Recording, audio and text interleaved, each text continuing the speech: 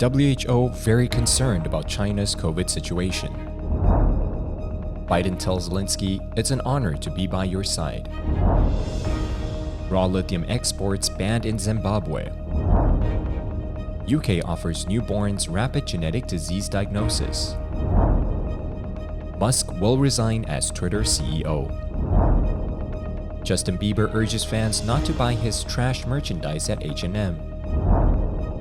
3M to stop making forever chemicals. Europe's first drone cargo airline to launch 2023.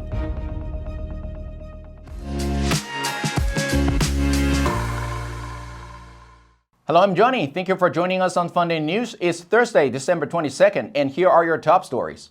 WHO Director General Tedros Adhanom Ghebreyesus said on Wednesday that the UN agency needs more information on the severity of COVID-19 situation in China, particularly regarding hospital and intensive care unit admissions, in order to make a comprehensive risk assessment of the situation on the ground. He said the agency is very concerned about rising reports of severe coronavirus disease across China, warning that its lagging vaccination rate could result in large numbers of vulnerable people getting infected.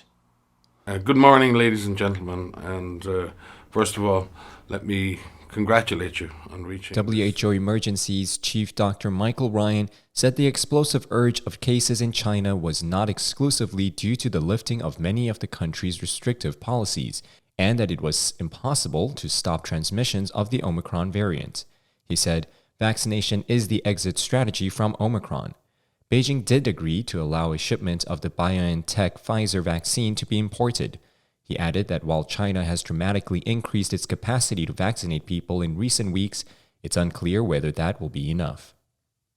Ukrainian President Volodymyr Zelenskyy paid a defiant wartime visit to Washington on Wednesday to thank U.S. leaders and ordinary Americans for their support in fighting off Russia's invasion and to ask for continued aid in the brutal months to come. Biden said Russia is trying to use winter as a weapon, but Ukrainian people continue to inspire the world. He told Zelenskyy that it's an honor to be by your side. Poland's TVN24 said Zelenskyy crossed into Poland early Wednesday on his way to Washington.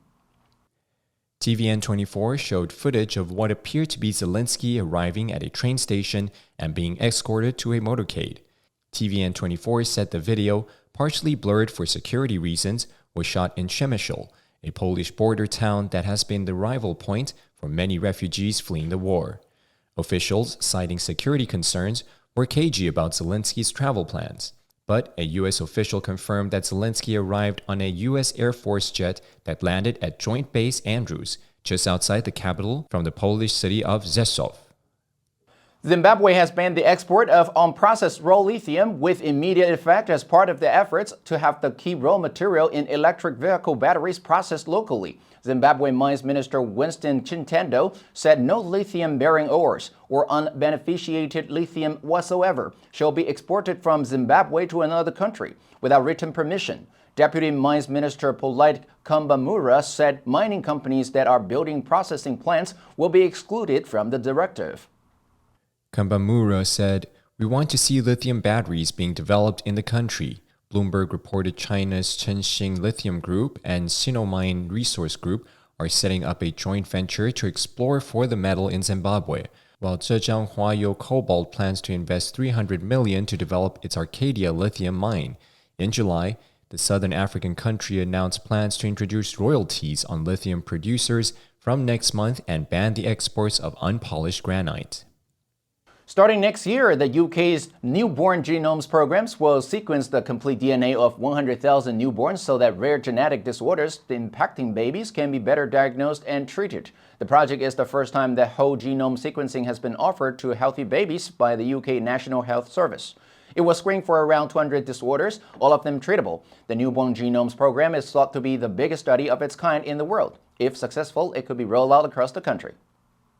There are at least 7,000 single-gene disorders, most of which develop during early childhood.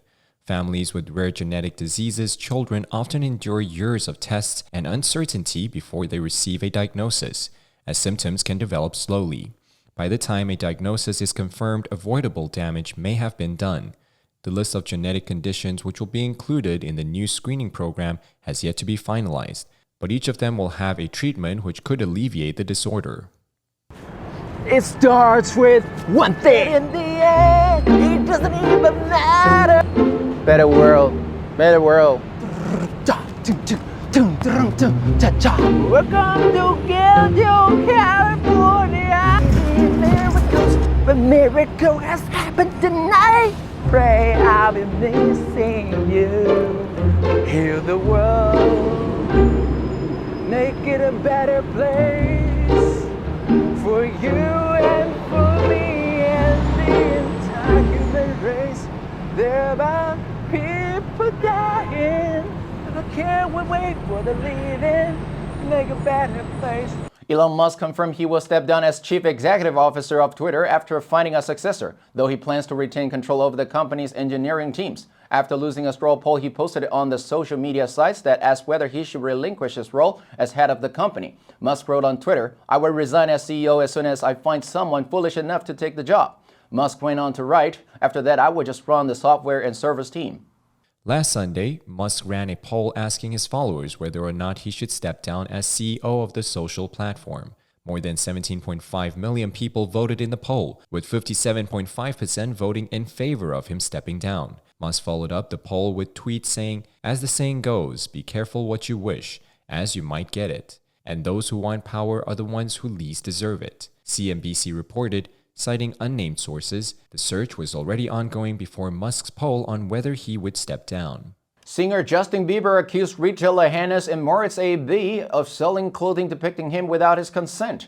Bieber posted on Instagram saying, "The H&M merch they made of me is trash. I didn't approve of it. Don't buy it." Clothes in the H&M collection include sweatshirts, t-shirts, and hoodies featuring Justin Bieber's likeness, lyrics, and branding.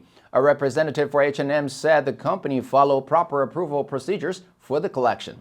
The retailer has previously sold Bieber's concert tour merchandise a few times, going back several years. But Bieber wrote Monday, "I didn't approve any of the merch collection that they put up at H&M. It's all without my permission and approval." H&M has struggled with weak sales lately as the retailer tries to cope with the high inflation and shaky consumer demand. The media said the company's management aims to double sales by 2030.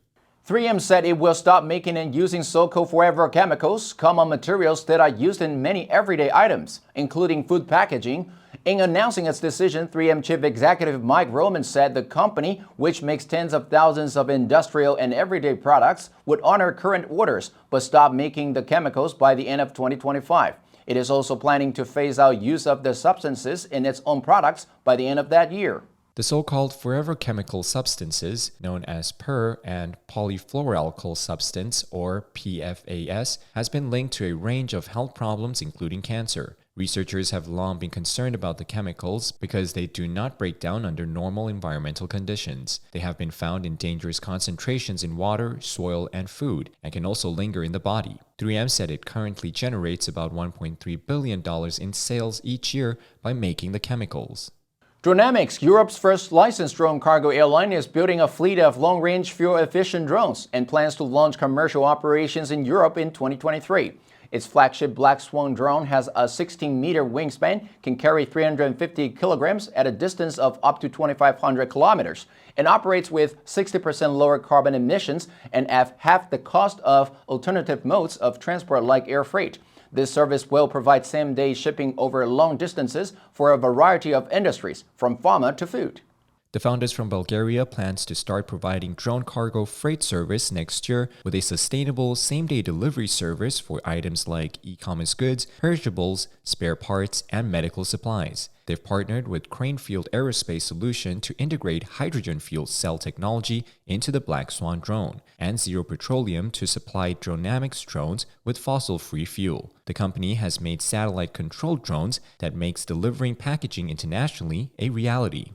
FUNDAY News will help you sharpen your English skills and keep you informed about international current events. If you want to know more about our other programs and keep learning about the world's most important topics in English, please click the link in the description below to join FUNDAY for free.